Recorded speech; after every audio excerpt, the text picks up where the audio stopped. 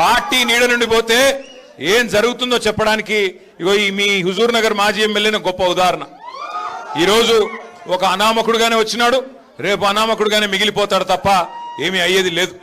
ఒకటి మాత్రం పక్కా, రేపు సరిగ్గా ఏప్రిల్ 27, 2026 మనం పెద్దలు కేసీఆర్ గారి నాయకత్వంలో ఆనాడు 2001వ సంవత్సరంలో 25-26 కిందట జలదృశ్యంలో కొండా లక్ష్మణ్ బాపూజీ గారు పెద్దలు స్వర్గీయ మాజీ మంత్రివర్యులు వారు ఆశ్రయమిస్తే జలదృశ్యంలో ఆనాడు ఎగిరింది గులాబీ జెండా. 25 ఏళ్ల కింద రేపటితో 25 వసంతాలు పూర్తి చేసుకొని 26వ సంవత్సరంలో అడుగు పెట్టబోతా ఉంది గులాబీ జెండా. భారతదేశంలో ఏ పార్టీకి లేని విశిష్టత మన పార్టీకి మాత్రమే ఉంది. అది ఏంది అంటే మొదటి 14 ఏళ్లు ఉద్యమ పార్టీగా, ఆ తర్వాత 10 ఏళ్లు అధికార పార్టీగా, గత 2.5 ఏళ్లు ప్రతిపక్ష పార్టీగా 3 పాత్రలు సమర్థవంతంగా పోషించిన ఒకే ఒక్క పార్టీ బీఆర్ఎస్ పార్టీ. మన నాయకుడు కేసీఆర్ గారిని ఇవాళ 3 ఫీట్లున్నోడు 4 ఫీట్లున్నోడు కూడా చాలా మాటలు మాట్లాడుతున్నారు. నోటికి ఎంత వస్తే అంత. ఎందుకంటే వాళ్ళు పాపం ఐడెంటిటీ క్రైసిస్ లో ఉన్నారు.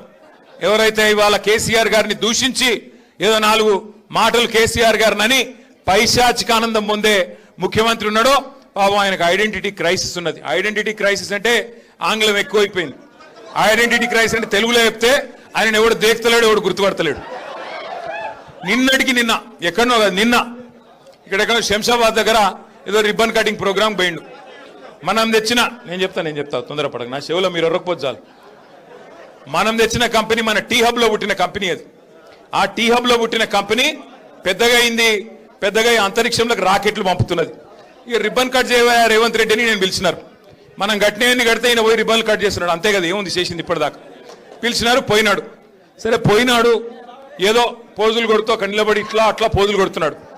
ఆఖరికి అక్కడ పిలిచే యాంకర్ అమ్మ ఉంటుంది కదా, ఆ అమ్మాయి ముఖ్యమంత్రి గారు అని చెప్పి శ్రీధర్ బాబు పేరు చెప్పింది తప్ప ఈయన మాత్రం గుర్తుపట్టట్లేదు. ఇది మొదటిసారి కాదు, చివరిసారి అంతకంటే కాదు. 2.5 ఏళ్ళు అయిపోయింది. యాంకర్లు గుర్తుపెట్టుకోవట్లేదు, యాక్టర్లు గుర్తుపెట్టుకోవట్లేదు, ఎవడు గుర్తుపెట్టుకోవట్లేదు ఆయన పేరు. ప్రజలైతే ఆయన పేరు తీస్తేనే బూతులో వర్షం కురిపిస్తున్నారు. నేను చెప్పట్లా ఇది, మీరు కావాలంటే ఆ యూట్యూబ్లో సోషల్ మీడియాలో చూడొచ్చు. ఎవరన్నా పోయి ఆయన ఎవరు ఉండే ఆయన పేరేంది అనగానే ఆయన పేరు చెప్పకు, ముఖం తిప్పుకుంటున్నారు.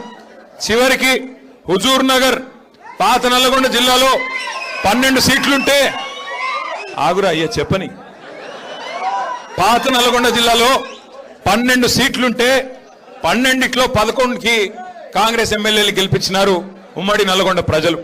సరే కారణాలు ఏమైనప్పటికీ జరిగిపోయింది. కొంత మన తప్పు ఉండొచ్చు, కొంత మన ఎమ్మెల్యేలు గతంలో పోటీ చేసిన వాళ్ళ చిన్న లోటుపాట్లు ఉండొచ్చు, పొరపాట్లు ఉండొచ్చు, చిన్న మరి అసంతృప్తులు అక్కడ ఇక్కడ ఉండొచ్చు. నేను కాదనట్లేదు, మేము కూడా మనుషులమే, ఆడినో ఎన్నో తప్పు చేసే ఉంటాం. అందుకే ప్రజలు ఆ తీర్పిచ్చారు, అందులో వేరే అనుమానం లేదు. కానీ విచిత్రమైన విషయం చాలా ఆశలతో ఏదేదో రంగుల ఈస్ట్మన్ కలర్ సినిమా చూపెట్టి ఏం చెప్పారు అన్నాడు. ఈరోజు ముఖ్యమంత్రిగా ఉన్న రేవంత్ రెడ్డి ఆ రోజు పిసిసి అధ్యక్షుడు, ఈరోజు ఉప ముఖ్యమంత్రిగా ఉన్న బట్టి విక్రమార్క గారు ఆ రోజు సిఎల్పి అధ్యక్షుడు. ఏం చెప్పారు ఆ రోజు విక్రమార్క గారు? మీకు గుర్తుండాలా, ఇట్లా గ్యారంటీ కార్డు పట్టుకొని ఇది మీరు భద్రంగా పెట్టుకోండి, 100 రోజులు గట్టిగా పట్టుకోండి,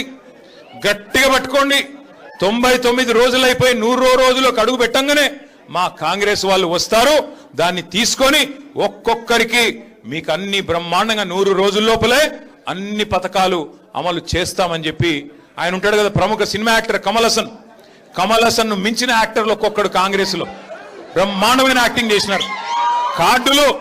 కార్డులు భద్రంగా పెట్టుకోండి అన్నారు. జేమ్స్ బాండుల మాదిరిగా బాండ్ పేపర్లు రాసిచ్చినారు.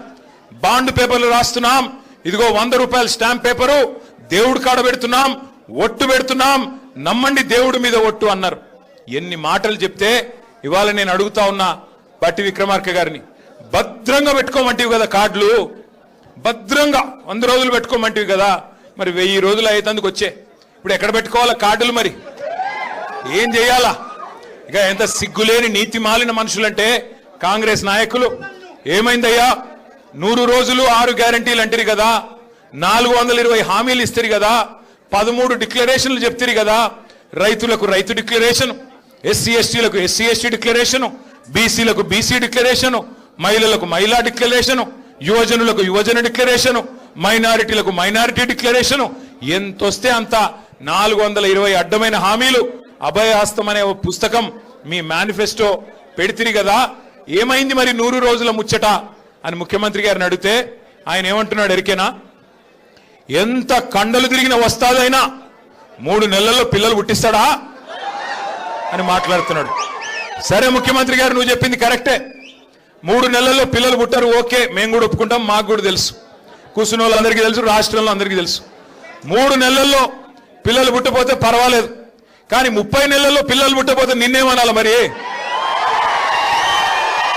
ఏమనాలన్నా? నేను అనట్లేదు, 30 నెలలే ఇంకా నువ్వు చెప్పిన ఒక్క హామీ అమలు కాకపాయే, ఏమనాలి మరి నిన్ను? నేను అనలేదా, మళ్ళీ మీరు అనాల. నేనేమంటున్నా అంటే, మాటలేమో ఆకాశాన్ని అంటే మాటలు డైలాగులు, సినిమా డైలాగులు చూస్తే మరి కింద పనేమో ఏమీ లేదు, హల్లికి హల్లి, సున్నకు సున్నా. ఇక మీ ఉత్తమ్ కుమార్ రెడ్డి గారు ఉన్నారు, 6.5 ఫీట్లో 7 ఫీట్లో ఉన్నాడు, ఏమి లాభం? ఆ కృష్ణా నీళ్లు తాగి బాగానే పెరిగిండు వాటంగా, కానీ ఏమి చేసిందేమి? అప్పట్లో డైలాగ్ కొట్టినాడు ఉత్తమ్ కుమార్ రెడ్డి, మీకు యాదికుండాలా? ఏమన్నాడు? నేను కేసీఆర్ని దించేదాకా గడ్డమే దియ్యా అన్నాడు. నేను అప్పుడే చెప్పిన, గడ్డం పెంచుకుంటే సన్నాసులు కలిసిపోతావు, ఏమి కాదు నీతోనండి. ఈరోజు ఏదో అబద్ధపు మాటలు చెప్పి ఇష్టం వచ్చినట్టు హామీలు ఇచ్చి అడ్డగోలుగా ప్రజల్ని భ్రమంలో పెట్టి తప్పిదారిన